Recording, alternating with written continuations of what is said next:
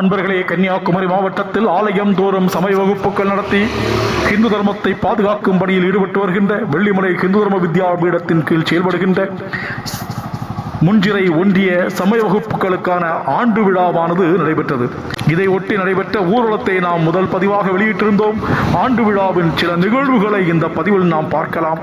வெள்ளிமலை இந்து தர்ம வித்யாபீடத்தின் அமைப்பு செயலாளர் ஸ்ரீமத் சுவாமி சிவாத்மானந்தஜி மகராஜ் காவி கொடியை ஏற்ற, தொழிலதிபர் சிந்துகுமார் தேசிய கொடியை ஏற்ற இனிதே துவங்கிய விழாவின் சில பகுதிகளை இந்த பதிவில் நாம் பார்க்கலாம்.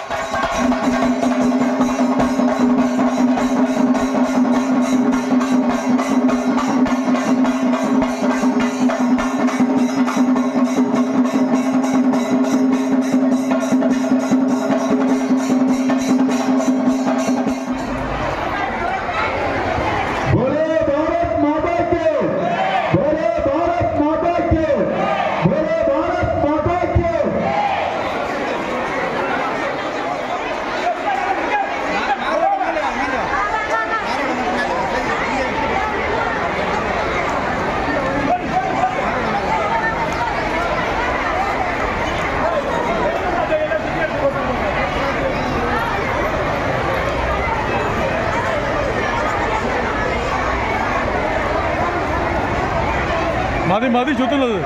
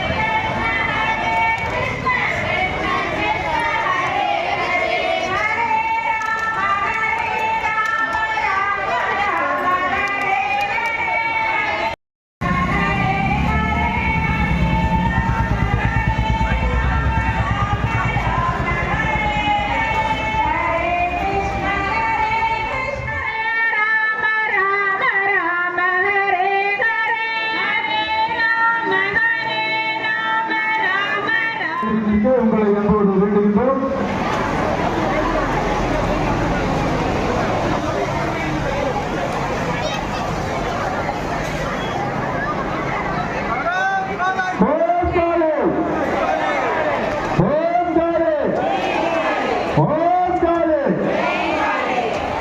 बोलो भारत माता के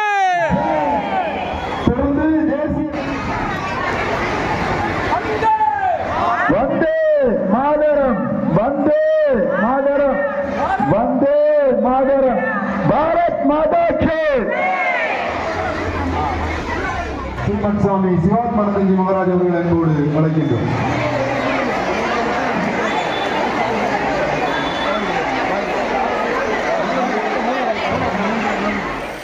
ஓம் ஒளிவளர் விளக்கே போற்றி. ஓம் ஒளிவளர் விளக்கே போற்றி. ஓம் ஒளிவளர் விளக்கே போற்றி.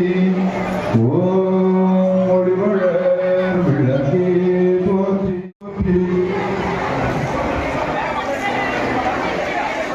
திருவிழத்தினை ஒற்றி விழாவினை துவக்கி வைத்திருக்கக்கூடிய அருணாச்சல பொறியியல் கல்லூரி பேராசிரியர் பெருந்தகை டாக்டர் என் சுமார் ரமேஷ் அவர்களுக்கு வித்யாபீட முன்சிற ஒன்றியத்தின் சார்பாக நினைவு பரிசு வழங்கி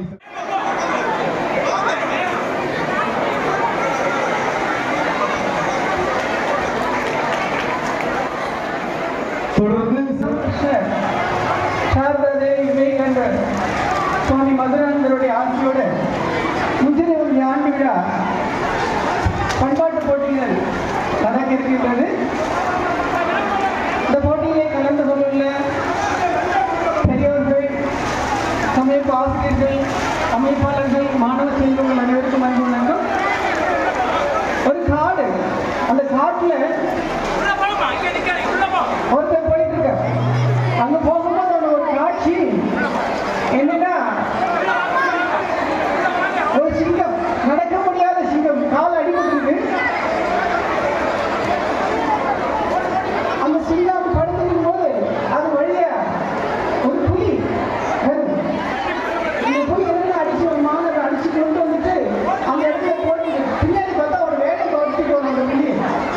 அதனால என்னாச்சுன்னா அந்த மானை தூக்கி கொண்ட சிங்கத்துக்கு இடத்துல மானை போட்டு ஓடி இதை இவன் பார்த்துட்டு இருக்கான்.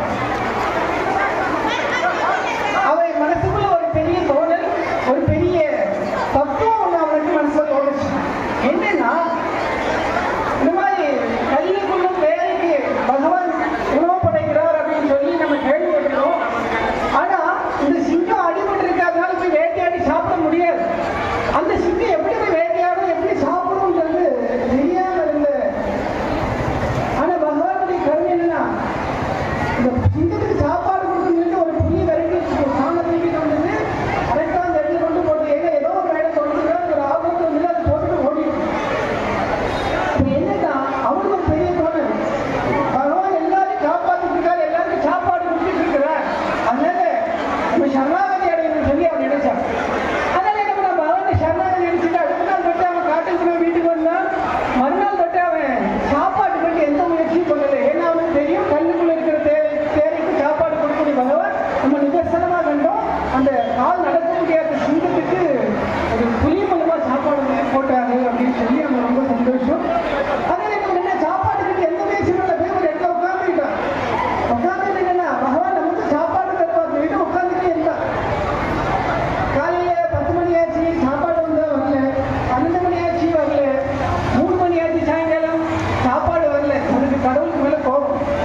என்ன போனா கல்லுக்குள்ள இருக்கிற தேரைக்கு சாப்பாடு கொடுப்பான்னு சொல்லி நான் நினைச்சிட்டு இருந்தேன். இப்ப எல்லாரும் சொல்றாங்க, பெரியவங்க எல்லாம் அடியார்கள்லாம் சொல்றாங்க.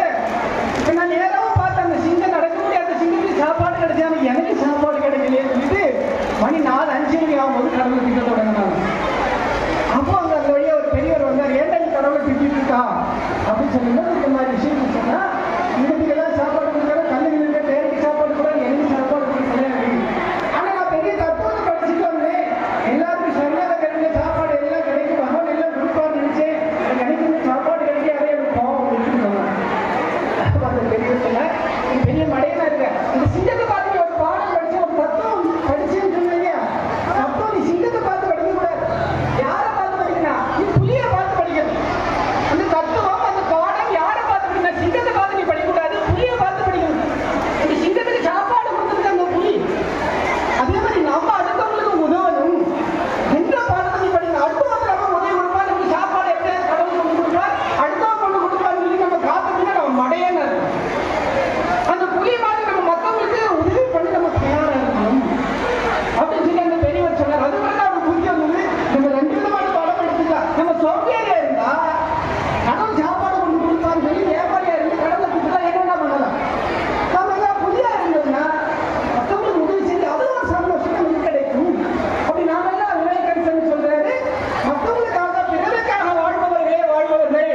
மற்றவர்கள் நடைபெறத்திற்கு சமமானவர்கள் அப்படின்னு சொல்றாங்க. பாகிஸ்தானுக்கும் இந்தியாவுக்கும் சண்டை நடந்தது. அதுல ஒரு இணை பரிசு வழங்கி கௌரவிக்கப்படுகிறது. தொடர்ந்து நம்முடைய யூடியூப் சேனலிலே தொடர்ந்து ஒளிபரப்பாக்கப்படும் என்பதனை தெரிவித்துக் கொள்கிறோம்.